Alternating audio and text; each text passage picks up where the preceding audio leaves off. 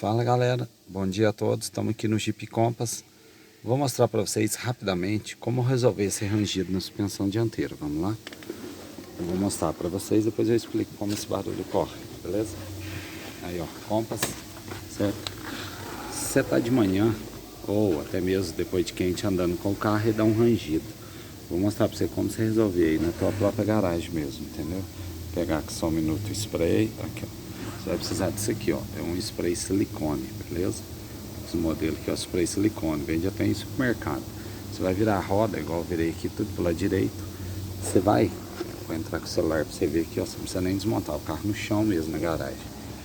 Vai ligar ele. Tá vendo aquela bucha ali, ó? Peraí que eu vou segurar aqui com a outra mão, que vai facilitar melhor, quer ver, ó?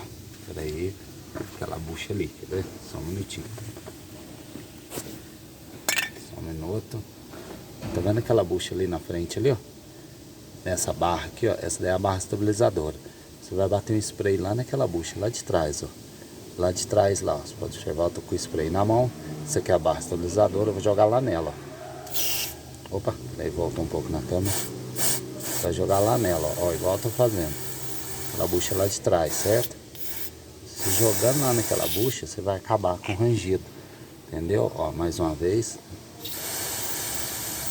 Você vai jogar lá nela, lá naquela bucha lá de trás, não é nessa aqui não. É lá naquela lá, ó, certo? Fazendo isso você vai jogar dos dois lados, certo? Do lado do passageiro, que é o lado, aliás, do lado do motorista, onde eu tô.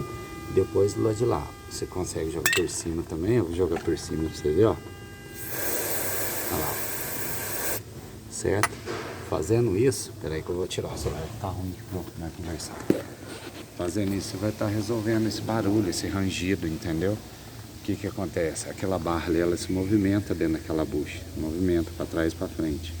Aí, devido ao ressecamento, ela vai dando um barulho.